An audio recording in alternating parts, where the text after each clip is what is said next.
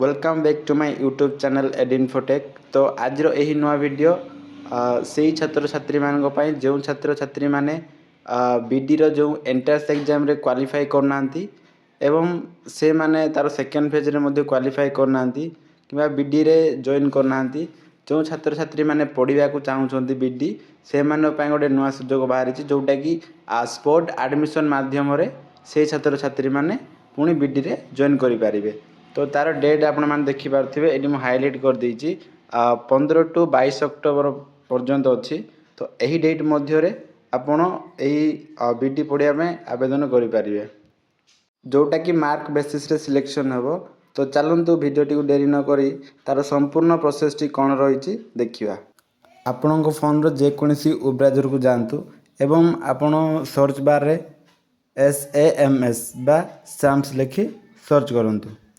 तो साम्स लिखि सर्च कलापर आपन किसी समय वेट करंतु।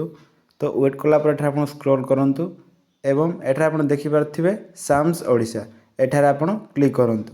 तो आपन एठार स्क्रॉल करंतु एवं हायर एजुकेशन को जातु एवं सेठार आपन देखि पारथिबे बीडी।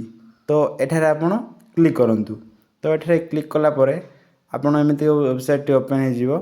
तो एठार आपन एग्जिटिंग स्टूडेंट लॉगिन एठार आपन क्लिक करंतु एवं आपण जितेबाला अप्लाई करथिले सेही टाइम रो मोबाइल नंबर एवं पासवर्ड टी टाइप करी एठारे एही कैप्चा टी को टाइप कर दियंतु। तो तापर आपण लॉगिन उपरे क्लिक करंतु।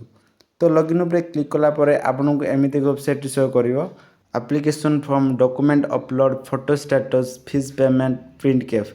तो यही सब आपण आगु ही कर देइछंती सेथि पय एठारे आपण कोनोसी चेंज करेंगे। तो ये आपको किसी देखा देवी आपको जोटा कि आप डेट रही आप जो अप्लाई डेट एवं आप वेरीफाई डेट एवं सिलेक्शन डेट यही सब डेट ये रही।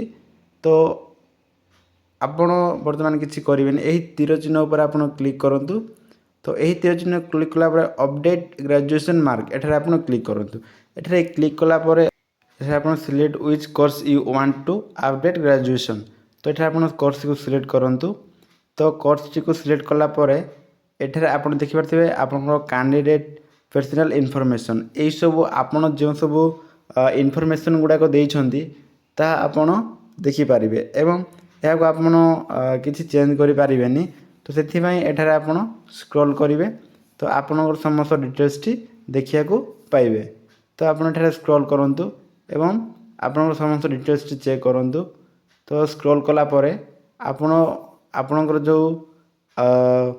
एजुकेशनल इनफॉरमेशन जोटा आम देबार अच्छी ताको आम देबा। तो चलतु आपणकर ग्रेजुएशन मार्क बा आपणकर एग्जामिनेशन पास जो करिसंती ग्रेजुएशन को सिलेक्ट करंतु एवं आपणकर जो यूनिवर्सिटी रही ताको एठारे सिलेक्ट करंतु एवं क्यों ईयर पास करछन ताको मते सिलेक्ट करंतु एवं एठारे आपणकर रोल नंबर टी टाइप करंतु। रोल नंबर टी टाइप कला परे एठारे आपण मार्क जो टाइप रही CGP हो कि मार्क को एठारे आपण टाइप करंतु। तो एठारे आपणकर जो मैक्सिमम मार्क रही ताको एठारे आपण टाइप कर दियंतु। तो मैक्सिमम मार्क टाइप कला पर एठारे आपण जते सिक्योर करछंती ताको एठारे आपण टाइप कर दियंतु। तो सिक्योर मार्क को टाइप कला पर आपणकर जो परसेंटेज टी रही सेटा आपनको ऑटोमेटिक शो करिया को मिलिबो। देखंतु ऑटोमेटिक शो करिवो एवं एठारे आपण कोनोसी चेंजेस करिवेनी। एठारे आपण स्क्रॉल करेंगे एवं स्क्रॉल कला पर एठारे आपण सबमिट उपरे क्लिक करंतु। सबमिट उपरे क्लिक कला पर ओके उपरे क्लिक करंतु। तो ओके उपरे क्लिक कला पर एठारे देखि पारथिबे ग्रेजुएशन मार्क्स अपडेट सक्सेसफुली। तो एठारे आपण कोनोसी आ चेंजेस करिया पड़िबोनी। तो यही जो तीर मार्क टी रही तीर उपरे क्लिक कर स्पॉट चॉइस लॉकिंग को आपण क्लिक करंतु। तो एठारे क्लिक कला पर आपण चॉइस लॉकिंग उपरे क्लिक करंतु एवं आपणकर मन पसंद कॉलेज टी को सिलेक्ट करंतु। तो चलतु बर्तमान आम तीनोटी कॉलेज टी सिलेक्ट करा पड़ो जोटा कि आमको किसी न्यूमेरिकल नंबर देवाक पड़ो जहाँकि 1 2 3। तो यहीपरि भाव में आप तीनोटी कॉलेज को सिलेक्ट करंतु। चलतु न्यूमेरिकल नंबर दे तीनोटी कॉलेज को सिलेक्ट करवा। तो यहाँ हूँ प्रथम कॉलेज टी जोटा कि आम 1 लिखि सिलेक्ट करवा। तो तापर सेकेंड कॉलेज जोटा कि आम 2 लिखि सिलेक्ट करवा। तो आ गोटे कॉलेज जाक पड़े जोटा कि 3 लिखि सिलेक्ट करवा। तो 3टी कॉलेज देला पर एठारे आपण स्क्रॉल करेंगे एवं सबमिट उपरे क्लिक करी ओके उपरे क्लिक करंतु। तो ओके उपरे क्लिक कला पर एठारे आपण देखि पारथिबे सबमिटेड सक्सेसफुली। तो एठारे आपण पुणी थरे आपण देखि पारथिबे एही पर वेबसाइट ओपन हेबो एवं एही तीर उपरे क्लिक करी आपण आपनर केएफटी बा common application form T download करि पारिबे। तो एठारे आपण प्रिंट उपरे क्लिक करंतु। तो प्रिंट उपरे क्लिक कला परे आपनकर जो कॉमन एप्लिकेशन फॉर्म टी ताहा ओपन हेबो। तो एठारे आपण देखि पारथिबे कॉमन एप्लिकेशन फॉर्म जाटिकी स्पॉट एडमिशन। तो एठारे आपण देखि पारथिबे आपनकर कॉमन एप्लिकेशन फॉर्म टी आसी जाइछि। तो एही परि भाबरे आपण आपनकर बीडी स्पॉट एडमिशन पई आवेदन करि पारिबे। यदि वीडियोटी आपनकु सहाय्य करि थाए ताहाले वीडियोटी को लाइक शेयर करंतु।